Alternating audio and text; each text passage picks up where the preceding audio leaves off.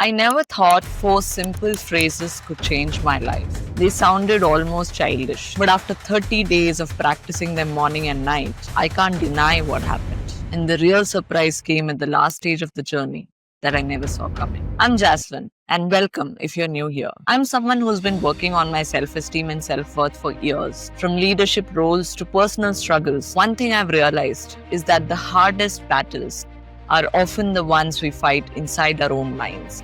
And in that journey of searching for ways to heal and grow, I stumbled upon a practice that kept coming up again and again. Ho'oponopono. At first, I brushed it off, but something about its simplicity stayed with me. And when I finally gave it a chance, it took me on a journey I never expected. And here's why I even tried it in the first place. I came across a story that almost sounded like a myth. In the 1980s, a psychologist named Dr. Hugh Len worked at a Hawaiian prison for the criminally insane. The place was so violent that guards were quitting, therapists were burning out, and the atmosphere was unbearable. But Dr. Len did something unusual. He didn't sit across from the inmates. He didn't run group therapy sessions. Instead, he sat in his office, opened their files one by one, and repeated 4 phrases. Over time, the prison began to change. Inmates who were heavily medicated started reducing their doses. Violence decreased, staff morale improved, and eventually, the prison was shut down because there were no more patients left to treat. Sounds unbelievable, right? Just 4 phrases whispered in silence, transforming an entire institution. So what exactly was Dr. Len doing? The practice is called Ho'oponopono. It's an ancient Hawaiian ritual of reconciliation and healing. Traditionally, families would gather together, speak their grievances, and restore harmony through prayer and forgiveness. But over time, it was simplified into 4 short phrases.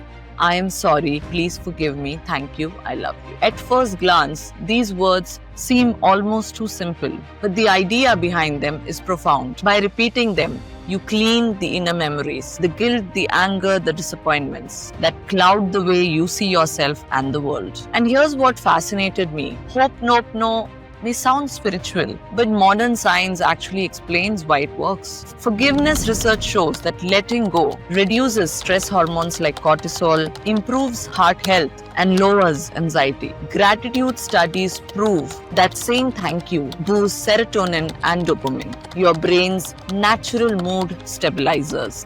Love and compassion practices trigger oxytocin, the bonding hormone, which calms the nervous system. And finally, neuroplasticity. Repeating thoughts and phrases consistently rewires the brain, building new patterns. So when you put forgiveness, gratitude, and love into 4 simple phrases, you are not just reciting words. You are retraining your brain, your body, and your spirit to let go and heal. My journey with Ho'oponopono encompassed of 4 stages.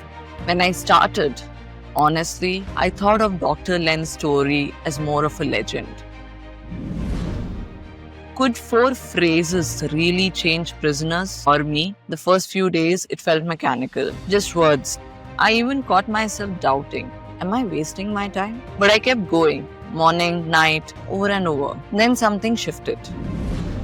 The phrases started bringing things up. Memories I thought I had forgotten. Moments where I had stayed quiet. Times when I had betrayed myself. And here's the part I hadn't expected. I wasn't just saying sorry in general. I was saying sorry to me, to the younger me, to the inner child I had let down too many times.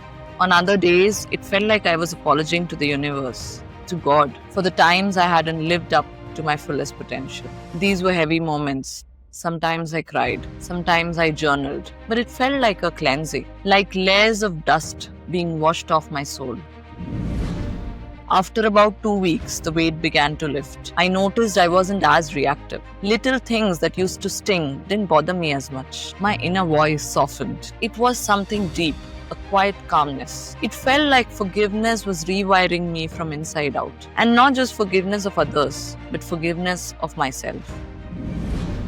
By the end of 30 days, I didn't feel perfectly healed. That's not the point. What I felt was lighter, freer, more connected to myself, to people around me, and even to life itself. I am sorry, please forgive me, thank you, I love you. These words stopped being just words.